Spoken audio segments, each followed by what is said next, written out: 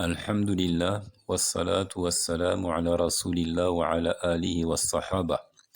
Louange à Allah, nous le louons, nous implorons son secours et son pardon, que la prière et la salutation soient sur le prophète Mohammed, ainsi que sur sa famille et l'ensemble de ses compagnons.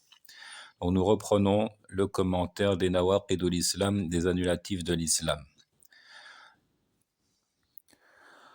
10 choses fréquentes et gravissimes mettant ton islam à bas, ne t'y aventure pas sans quoi tu seras un apostat, vouer une forme de culte à celui qui ne le mérite pas, associer un autre à Allah dans ce qui lui revient de droit, désigner des intermédiaires comme si tu parlais au roi, de ce monde espérer l'intercession qu'il ne possède pas, douter de la mécréance de ceux-là qui ont renié la foi, ne pas leur lancer l'anathème ou accréditer leur voix, croire en la perfection d'un jugement contraire à la charia, s'imaginer meilleure guidance que celle du prophète d'Allah, avoir de la répulsion pour une portion de ce qu'il révéla, détester quelque injonction quand bien même il les appliqua, prendre en dérision la religion, se moquer de la loi, en voyant le pantalon à la mi-jambe rire aux éclats, s'adonner à la magie noire pour qu'il ne veuille plus du toi, conjugal au moyen d'élixir le rendre fou de toi, prêter main forte aux idolâtres afin que sonne le glas du camp croyant, se réjouir quand l'islam est aux abois.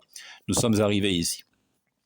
Prêter main forte aux idolâtres afin que sonne le glas du camp croyant, se réjouir quand l'islam est aux abois. C'est donc le 8e des annulatifs de l'islam cité par le cheikh Mohammed ibn Abdel Wahhab, qu'Allah lui soit clément. الثامن مظاهرة المشركين ومعاونتهم على المسلمين والدليل قوله تعالى ومن يتولهم منكم فإنه منهم إن الله لا يهدي القوم الظالمين. Huitièmement donc, soutenir les idolâtres et leur apporter de l'aide contre les musulmans. Soutenir les idolâtres, leur apporter de l'aide contre les musulmans, la preuve en cela est la parole du Très-Haut. Celui qui parmi vous aura fait d'eux ses alliés deviendra l'un des leurs. Allah ne guide pas les gens injustes. ومعنى مظاهرة المشركين معاونتهم على أهل الإسلام كما قال تعالى وما له منهم من ظهير يعني ما له من معين في خلق السماوات والأرض وقال سبحانه ولو كان بعضهم لبعض ظهيرا يعني معينا. Le sens de ce soutien, muzahara, ce soutien apporté à ceux qui donnent des associés à Allah, c'est de les aider contre les représentants de l'islam. C'est ce qu'on entend par là. Donc, muzahara a le sens du soutien et de l'assistance. Donc, ça ressort, cette portée linguistique du terme ressort dans plusieurs versets. Il cite ici, verset 22 de la sourate 34. Et aucune parmi elles ne peut prétendre être son assistant.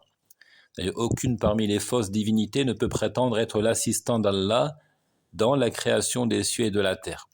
Il n'a eu personne pour l'assister, pour l'aider dans la création des cieux et de la terre. Le terme arabe ici, c'est zahir, la même racine que muzahara. Le Très-Haut dit encore, fussent-ils en cela très solidaires les uns des autres, c'est-à-dire se portant assistance et s'aidant les uns les autres. Le terme arabe ici, zahiran, encore une fois, qui a la même racine que muzahara. Donc, le muzaharatul mushrikin, le soutien aux idolâtres, c'est de les aider, de leur prêter main forte contre les représentants de l'islam. والمظاهرة نوع من الموالاة يسميها بعضهم التولي وهي من أشد أنواع الموالاة. Le soutien, muzaharatun, est un aspect de l'alliance, muwala, que certains dénomment tawalli, et c'est en fait la forme la plus prononcée d'alliance aux mécréants. Donc certains ulama font de al-muwala et du tawalli des synonymes. Tandis que d'autres veulent signifier par le tawalli la forme la plus prononcée de l'alliance et du secours porté aux mécréants, et qui constitue en soi une mécréance.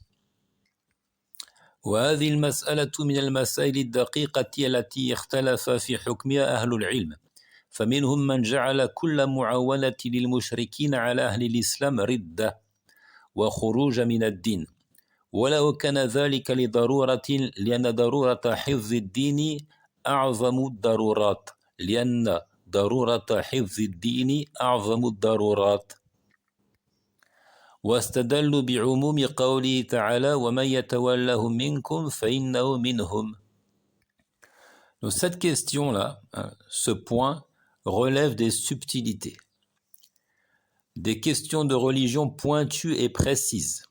Et les ulama, il faut le savoir, ont divergé sur sa sentence.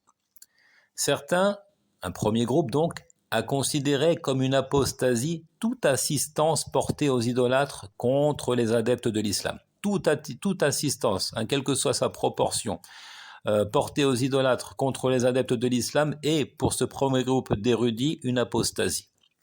Ils parlent d'une sortie de la religion de l'islam, même s'il s'agit d'un geste motivé par la nécessité. Car selon eux, la préservation de la religion est la plus grande et la plus considérable des nécessités. Donc selon eux, on ne peut pas prétexter la nécessité. Pourquoi est-ce que tu as porté main forte aux mécréants contre les musulmans? C'était par nécessité ou bien c'était par intérêt? Ils disent non. La préservation de la religion est la plus grande et la plus considérable des nécessités. Et ils avancèrent pour argument donc la généralité du verset cité plus haut. Et celui qui parmi vous aura fait de ses alliés deviendra l'un des leurs. Ils prirent pour argument la portée générale de cette parole d'Allah Azza wa Jal, il deviendra l'un des leurs. Donc ici, clairement, il nous parle d'apostasie. سواء بالمشاركة الميدانية أو بالإمداد بالسلاح أو بالمشاورة أو بتسهيل الطريق أو غير ذلك ولو لضرورة. Apostasie, qu'il s'agisse d'une participation physique, c'est-à-dire sur le champ de bataille, ou encore de livraison d'armes et de matériel, ou encore d'une concertation en faisant part de certaines idées qui pourraient orienter les combats, ou de faciliter et d'ouvrir la voie, ou autre, et même si c'est par besoin et par nécessité. Dans tous les cas, ils disent, premier groupe d'érudits qui dit c'est une apostasie. قال الشيخ سليمان بن عبد الله ولا يعذر مسلم بتوليه الكافرين ومناصرته لهم على المؤمنين فمصلحة التوحيد أعظم مصلحة ترجى للأمة ومفسدة الشرك أعظم مفسدة تدرأ عنها فلا يحل مظاهرة الكافرين على المؤمنين لأجل طمع في الدنيا يرجى من عصمة مال أو رياسة أو غيرها بل ولا عصمة الدم حيث علم أن مظاهرة المشركين أو الكافرين كفر وردة عن الدين. Le cheikh Sulayman ibn Abdullah a dit: on n'excuse pas un musulman qui s'est allié et a apporté son soutien aux mécréants, tawalli, le fameux vocable de tawalli, qui les a secourus contre les croyants. L'avantage du respect de l'unicité d'Allah, tawhid, est le meilleur avantage que l'on puisse espérer pour la communauté. La corruption de l'idolâtrie, shirk, est la plus considérable corruption que l'on cherche à écarter d'elle, à écarter, à refouler loin de la communauté de l'islam. Ainsi, il n'est pas licite d'épauler les mécréants contre les croyants, aspirant par là même à un gain mondain, comme la préservation de richesses, comme un poste de commandement, etc., etc. Et même, dit-il, il va plus loin, et même de se prémunir contre la mort. On n'a pas le droit de prétexter, oui, j'ai appuyé les mécréants pour préserver ma vie, en quelque sorte. Puisqu'on sait que le soutien aux mécréants est une mécréance, c'est une abjuration de la religion, c'est une apostasie. هذا بالنسبة للقسم الأول ومنهم من جعل للتولي صورا وأحوالا فجعل من أنواع التولي كفر مخرج من الملة ومن التولي الديني وهو التولي الديني بقصد ظهور دين الكفار وهذا لا شك في أنه مخرج من الملة وهو من صفات المنافقين. Donc d'autres ulama ont quant à eux fait un partage. Ils ont distingué plusieurs types de tawalli. Ils désignèrent certains comme une mécréance faisant sortir de l'islam, et c'est le soutien doctrinal visant à secourir la religion des infidèles. Donc l'intention ici, lorsqu'on prête main forte aux mécréants, c'est de secourir leur religion. Ça, ils ont dit, c'est effectivement une apostasie. Nul ne doute que cela fait sortir de l'islam. Et c'est d'ailleurs une des caractéristiques des hypocrites, comme le dit le Très-Haut. ألم تر إلى الذين نافقوا يقولون لإخوانهم الذين كفروا من أهل الكتاب لئن أخرجتم لنخرجن معكم ولا نطيع فيكم أحدا أبدا وإن قتلتم لننصرنكم. Comme le dit le Très-Haut, le verset 11 de la sourate 59. N'as-tu pas vu donc les hypocrites disant à leurs frères mécréants parmi les gens du livre, si vous êtes expulsés, nous sortirons avec vous. Nous n'obéirons jamais à personne contre vous, et si vous êtes combattus, nous vous soutiendrons. وأما إن كان التوالي من أجل مصلحة دنيوية مع بغضه لدين الكفار وعدم رغبته بهيمنته فلا يكون مخرجا من الملة ولكنه معصية وكبيرة من الكبائر. Mais ce deuxième groupe d'ulama a dit si par contre ce soutien est motivé par un dessein mondain, tout en détestant la religion des mécréants, donc sans espérer l'avoir triomphé, alors ça ne fait pas sortir de l'islam. Et c'est une désobéissance. C'est un grand péché parmi les péchés capitaux, mais qui ne fait pas sortir de la religion de l'islam. Donc ce deuxième groupe d'ulama a pris en considération les motivations, les intentions. Pourquoi est-ce que l'individu prête main forte aux infidèles? Ils ont dit, si ce soutien est motivé par un dessein, un objectif mondain, tout en détestant la religion des mécréants. Il faut ajouter cette précision très importante. Après enquête, on s'aperçoit que l'individu n'aime pas la religion des infidèles. Il ne souhaite même pas l'avoir triomphé sur la religion de l'islam. Il fait ça par intérêt. Alors dans ce cas-là, il ne sort pas de l'islam et il a commis un grand péché. Ça, c'est le second avis. واستدلوا لذلك بقصة حاطب ابن أبي بلتعة رضي الله عنه حيث أنه أرسل إلى مشرك قريش برسالة يخبرهم بنية النبي صلى الله عليه وسلم وأصحابه بغزوهم وهذه مظاهرة واضحة ومع ذلك لم يحكم النبي صلى الله عليه وسلم بردته وممن اختار ذلك من مشايخنا الشيخ عبد الرحمن البراك والشيخ صالح الفوزان. Ce deuxième groupe d'ulama avança pour argument le récit de Hatib ibn Abi Balta'a qu'Allah l'agrée. Ce dernier envoya un courrier aux Qurayshites pour les informer de l'intention du prophète et de ses compagnons de lancer l'assaut contre la Mecque. Et il les informa, il tenta de les informer que le prophète alayhi salatu wassalam et ses compagnons ont l'intention de lancer un assaut contre la Mecque. Ce qui constitue un soutien évident, indéniable. Malgré cela, le prophète, à lui les éloges et le salut, n'a pas jugé de son apostasie. Il n'a pas jugé que cet individu a sombré dans la mécréance, il est sorti de l'islam. Parmi ceux des contemporains qui retiennent ce second avis, nous citons Abdurrahman ibn Nasir al-Barrak et le cheikh Salih al-Fawzan. فقد سئل فضيلة الشيخ عبد الرحمن ابن ناصر البراك حفظه الله سؤالا يقول صاحبه أفيدك بأني قد قرأت كتابا بعنوان مسائل العذر بالجهل تحت إشراف فضيلتكم وفهمت منه أن إعانة الكفار بالقتال معهم ضد المسلمين لا تكون كفرا إلا بشرط الرغبة في إظهار دينهم أو المحبة لدينهم وعبر أن القتال مع الكفار ضد المسلمين حمية ولمصالح دنيوية ليس كفرا مخرجا من الملة فهل هذا الفهم صحيح؟ وهل قال به أحد من أهل السنة؟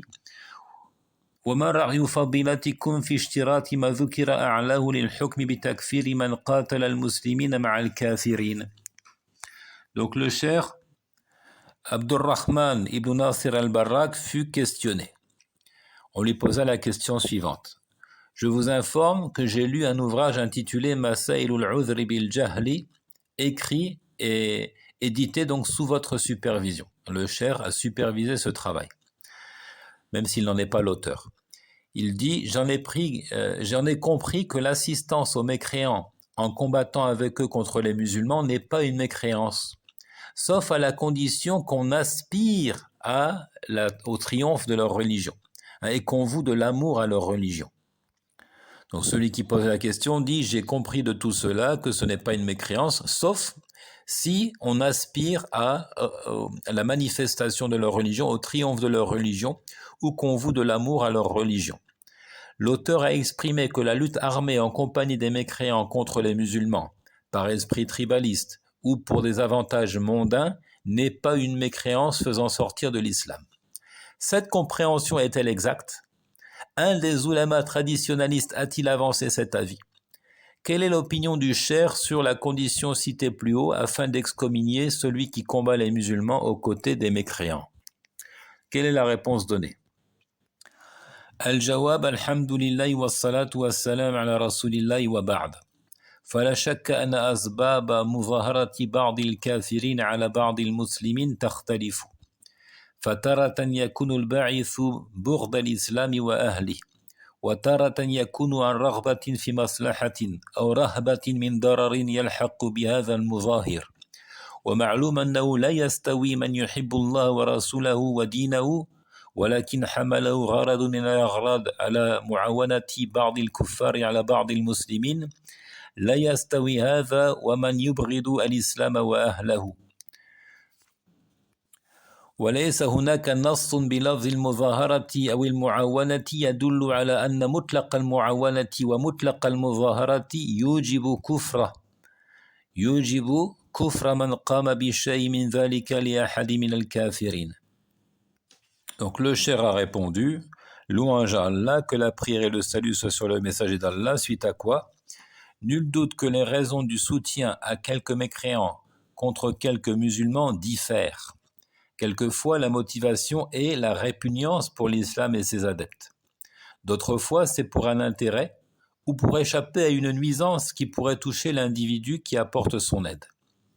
Il est bien connu que celui qui aime Allah et son messager et sa religion, si ce n'est qu'un objectif le pousse à aider certains mécréants contre certains musulmans, n'est aucunement à égalité avec celui qui déteste l'islam et ses représentants. Il n'y a pas de texte avec le vocable d'assistance ou d'aide qui indiquerait que l'absolue assistance ou l'absolue aide impose la mécréance de celui qui s'y adonne en faveur d'un mécréant. Donc le cheikh souligne clairement ici que les motivations diffèrent. Tout le monde n'a pas la même intention lorsqu'il prête main forte aux infidèles contre certains musulmans. Certains, effectivement, répugnent, détestent l'islam et ses adeptes. Ce sont en fait des hypocrites. S'ils sont comptés comme des musulmans, c'est qu'il s'agit d'hypocrites. Et d'autres le font par intérêt ou bien parce qu'ils cherchent à refouler une nuisance qui pourrait les toucher d'une manière ou d'une autre. Et il conclut en disant « Celui qui aime Allah et son messager et sa religion n'est absolument pas comparable à celui qui déteste l'islam et ses représentants. » Puis il ajoute que les textes ne sont pas explicites. Il n'y a pas un texte explicite qui emploierait le vocable de muzahara ou de mu'awana, d'aide et d'assistance, et qui indiquerait clairement que celui qui le fait est apostat. وهذا الجاسوس الذي يتجسس على المسلمين وإن تحتم قتله عقوبة فإنه لا يكون بمجرد التجسس مرتدا ولا أدل على ذلك من قصة حاطب بن أبي بلتعة رضي الله عنه فقد أرسل لقريش يخبرهم بمسير النبي صلى الله عليه وسلم إليهم ولما أطلع الله نبيه على ما حصل من حاطب وعلى أمر المرأة التي حملت الكتاب عاتب النبي صلى الله عليه وسلم حاطبا على ذلك فاعتذر بأنه ما حمله على ذلك إلا الرغبة في أن يكون ذلك يدا له عند قريش يحمون بها أهله وماله فقبل النبي صلى الله عليه وسلم عذره ولم يأمره بتجديد إسلامه وذكر ما جعل الله سببا لمغفرة الله له وهو شهوده بدر. Le cheikh enchaîne en disant l'espion qui surveille les musulmans, c'est-à-dire pour renseigner les mécréants, même s'il est puni de la peine de mort, n'est pas un apostat du seul fait qu'il espionne. Ça c'est une autre question. Il fait un rapprochement ici avec l'espion, la question de l'espion. Celui qui espionne, certes, il est mis à mort, il est puni de la peine de mort, mais pas parce qu'il est apostat. Et quelle meilleure indication que celle livrée par le récit de Hatib ibn Abi Balta'a qu'Allah l'agrée. Il a tenté d'informer les Qurayshites de la campagne du prophète lancée contre eux. Lorsqu'Allah a laissé connaître au prophète ce qu'avait fait Hatib et qu'il le renseigna sur la femme qui transportait la missive, et en plus dans le détail il avait délégué certains compagnons parmi lesquels Ali ibn Abi Talib pour la rattraper, pour empêcher que la lettre ne parvienne jusque la Mecque. Le prophète a blâmé Hatib, mais ce dernier a prétexté qu'il cherchait à gagner la confiance des Qurayshites et à mettre à l'abri sa famille et ses biens qui sont restés à la Mecque. Le prophète sallallahu alayhi wa sallam a accepté de lui cette excuse. Il ne lui a pas commandé de réitérer sa conversion à l'islam. Il n'a pas considéré qu'il est apostat, il doit de nouveau adhérer à la religion de l'islam. Il évoqua ce qui pouvait être la cause du pardon d'Allah pour lui, et c'est sa participation à la bataille de Badr. Les termes du récit, il a dit « Inna Allah qad ittala'a ala ahli badrin faqala i'malu ma shi'tum faqad ghafartu lakum » Il dit, je ne sais pas, il se peut qu'Allah te pardonne, puisque Allah a observé les vétérans de Badr, il a dit, faites ce que bon vous semble, je vous ai d'ores et déjà pardonné. وهذه مظاهرة أي مظاهرة فإطلاق القول بأن مطلق المظاهرة في أي حال من الأحوال يكون ردة ليس بظاهر فإن المظاهرة تتفاوت في قدرها ونوعها تفاوتا كثيرا. Donc cette histoire de Hatib, c'est clairement un soutien apporté à l'ennemi. Par conséquent, nous dit le Cheikh al-Barrak, il n'est pas évident de dire que le soutien est, de manière absolue et quelles que soient les circonstances, une forme d'apostasie. Le soutien varie grandement en proportion et en genre. وقوله تعالى يا أيها الذين آمنوا لا تتخذوا اليهود والنصارى أولياء بعضهم أولياء بعض ومن يتوله منكم فإنه منهم إن الله لا يهدي القوم الظالمين لا يدل على أن أي تولي يوجب الكفر فإن التولي على مراتب كما أن التشبه بالكفار يتفاوت. Et la parole du Très-Haut, ô vous qui avez cru, ne prenez pas les Juifs et les chrétiens pour alliés, ils sont alliés les uns des autres, et celui qui parmi vous aura fait de ses alliés deviendra l'un des leurs. Allah ne guide pas les gens injustes. Cette parole n'indique pas que tout soutien impose la mécréance, que toute forme de soutien, quelle qu'elle soit, impose la mécréance. L'assistance a des degrés, a des proportions diverses. De la même façon que l'imitation des infidèles est disparate et de proportions inégales. وقد جاء في الحديث من تشبه بقوم فهو منهم أخرجه أحمد وأبو داود ومعلوم أنه ليس كل تشبه يكون كفرا فكذلك التولي. Donc ici il fait le rapprochement avec l'imitation des infidèles. Là aussi, l'imitation des infidèles, elle est de proportions diverses. Dans le récit rapporté par Ahmad et Abu Daoud, nous trouvons que le prophète dit « Celui qui imite un peuple est l'un des leurs ». Ou encore « Celui qui imite un peuple, il lui appartient ». Donc ça rejoint les termes du verset cité plus haut. Celui qui imite un peuple est l'un des leurs. Or, il est bien connu que ce n'est pas toute imitation ou ressemblance au mécréant qui est une mécréance et qui est un déni de la foi. Donc c'est pareil avec la question du soutien, de l'alliance, du tawalli. De la même façon que l'imitation des mécréants, par exemple dans leur style vestimentaire, peut être considérée comme une faute, comme un péché, et non pas une apostasie, alors c'est pareil avec le soutien. Il y a certaines formes de soutien en mécréant, d'assistance, qui ne relèvent pas de la mécréance majeure. Puis le cheikh conclut en disant فالحاصل أن ما ورد في الكتاب المسؤول عنه من التفصيل هو الصواب عندي والله تعالى أعلم. Au final, les explications détaillées dans l'ouvrage qui motive cette interrogation sont, selon moi, la vérité. Selon moi, ce qui a été dit dans cet ouvrage au sujet duquel on interroge, c'est la vérité. Et Allah est le véritable connaisseur.